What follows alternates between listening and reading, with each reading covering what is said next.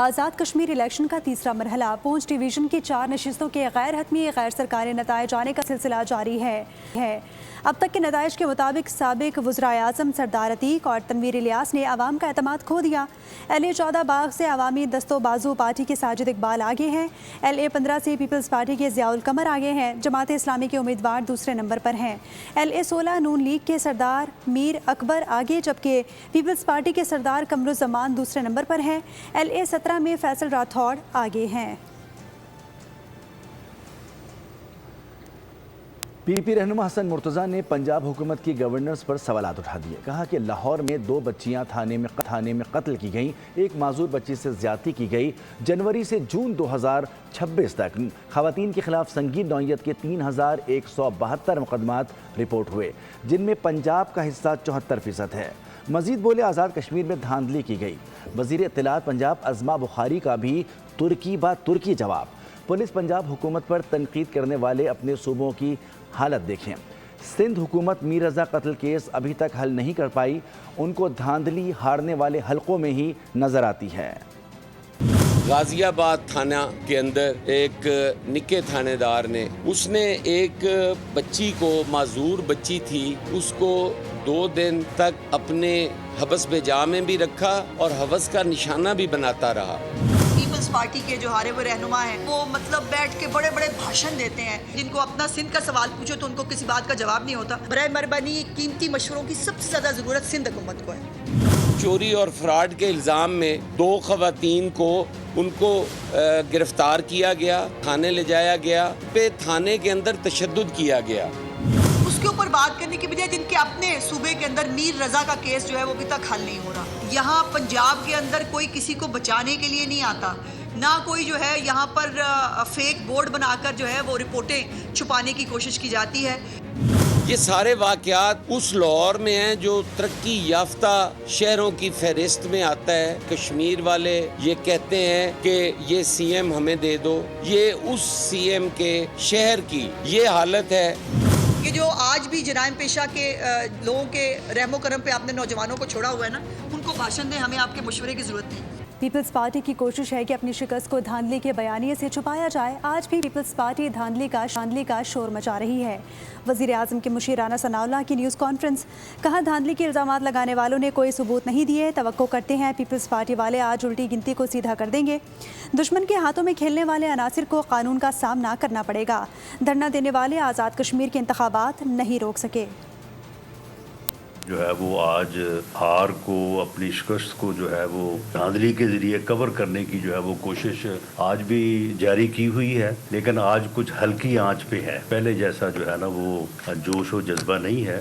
Peoples party کے دوست جو ہیں وہ اس بارے میں جو ہے وہ بات کرتے رہے ہیں کہ جی فلاں جگہ پہ دھاندلی ہوئی، فلاں جگہ پہ دھاندلی۔ آج تک انہوں نے کسی قسم کا ثبوت جو ہے وہ ماسوائے اس کے کہ جی فلاں جگہ پہ جی 80% پولنگ ہو گئی، فلاں جگہ پہ 85% ہو گئی۔ ہم آج جب یہ الیکشن کا تیسرا مرحلہ مکمل ہو جاتا ہے تو پیپلز پارٹی کی قیادت سے ہم توقع کرتے ہیں کہ وہ الٹی گلتی کو جو ہے وہ سیدھا کر دیں گے اور PMLN کو جو ہے وہ اس کی کامیابی کے اوپر جو ہے وہ مبارکباد دیں گے۔ ہم اتحادی ہیں، غلام نہیں۔ الٹی گنتی کے نام سے ان کی سانسیں اکھڑ جاتی ہیں۔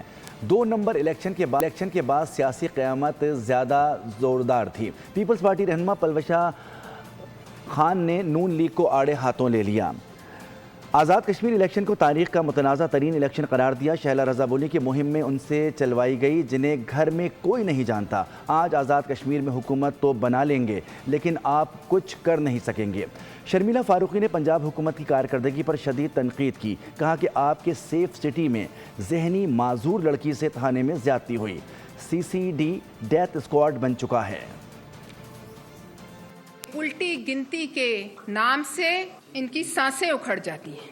اس 2 نمبر الیکشن کے بعد یہ ضرور کہا جا سکتا ہے کہ سیاسی قیامت دور نہیں ہے۔ الیکشن استہائی کا متنازع ترین الیکشن ہے۔ یا آپ ہمیں بتائیں گے کہ چودھری لطیف اکبر کے مقابلے میں آپ نے جس کو کھڑا کیا اس کی شہرت کیا ہے؟ تو یہ 5-6 سیٹیں جس میں آپ نے صرف اس وجہ سے دھاندلی کی کہ کہیں جی بی جیسا حال نہ ہو جائے، آپ یہ حکومت بنا لیں گے لیکن آپ کبھی کوئی جلسہ نہیں کر سکیں گے جیسے آج تک آپ نے کیا۔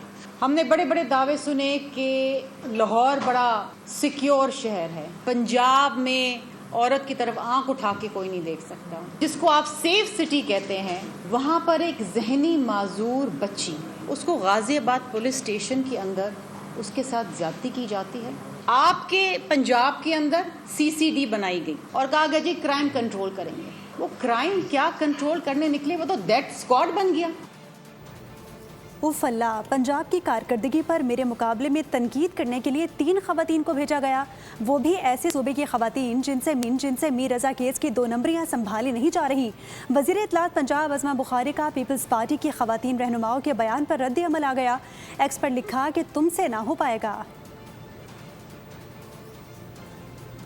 ایرانی نمائندے کی گزشتہ 5 ماہ کی فوجی کشیدگی کے نقصان کا معاوضہ مانگ رہے ہیں، حالانکہ مذاکرات میں ایسی کوئی بات نہیں ہوئی۔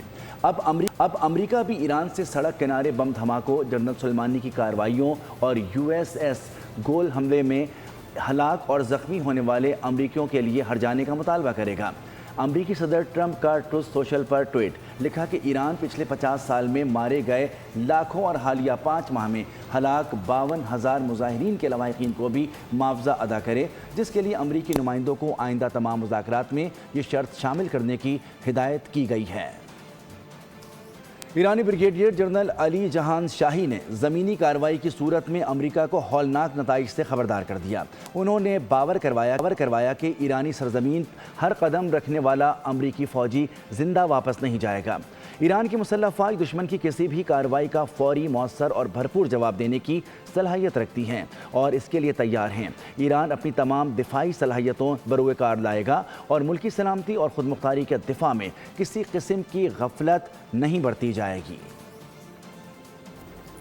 ایرانی سپریم لیڈر مجتبی خامنہئی نے پاسداران انقلاب کے سربراہ سمیت اہم فوجی عہدیداروں پر نئی تقرریاں کر دی ہیں۔ میجر جنرل عبدالحی کو مسلح افواج کا چیف آف جنرل سٹاف مقرر کیا گیا ہے۔ امیر قیومر حیدری کو deputy chief of general staff کی ذمہ داری سونپی گئی ہے۔ بریگیڈیئر جنرل احمد وحیدی کو میجر جنرل کے عہدے پر ترقی دے کر پاسداران کا کمان مقرر کر دیا گیا ہے۔ پریس ٹی وی کے مطابق میجر جنرل مصطفیٰ ایزدی کو IRGC کا ڈیپٹی کمانڈر بنایا گیا۔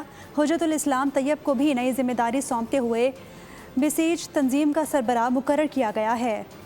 ترجمان ایرانی وزارت خارجہ اسماعیل بقائی نے کہا ہے کہ ایرانی وزیر خارجہ عباس عراقچی اور اسپیکر باقر قالیباف کو بات چیت کے لیے پاکستان دورے کی دعوت موصول ہوئی ہے اور یہ دورہ مناسب حالات میسر آنے پر کیا جائے گا۔ ایرانی میڈیا کے مطابق ترجمان ایرانی وزارت خارجہ نے دورے کے حوالے سے مزید تفصیلات نہیں بتائیں۔ عالمی منڈی میں خام تیل کی قیمت $85 فی بیرل سے تجاوز کر گئی ہے۔ امریکہ ایران مذاکرات اور آبِ ہرمز کھولنے سے متعلق غیر یقینی صورتحال کے باعث عالمی منڈی میں خام تیل کی قیمتوں میں نمایاں اضافہ ہوا ہے۔ عالمی منڈی میں برطانوی خام تیل کی قیمت 2.57% اضافے کے ساتھ $85.70 فی بیرل ہو گئی۔ امریکی خام تیل بھی 2.5% مہنگا ہوا ہے، جس کے بعد نئی قیمت $80.15 فی بیرل ہو چکی ہے۔ اوگرا نے ایک روز کے لیے پیٹرولیم مصنوعات کی قیمتیں برقرار رکھنے کا فیصلہ کیا ہے۔ پیٹرولیم ڈویژن کی جانب سے جاری نوٹیفیکیشن کے مطابق پیٹرول کی قیمت $327.62 فی لیٹر برقرار رہے گی۔ ہائی اسپیڈ ڈیزل کی قیمت بھی $380.86 فی لیٹر برقرار رکھنے کا فیصلہ کیا گیا ہے۔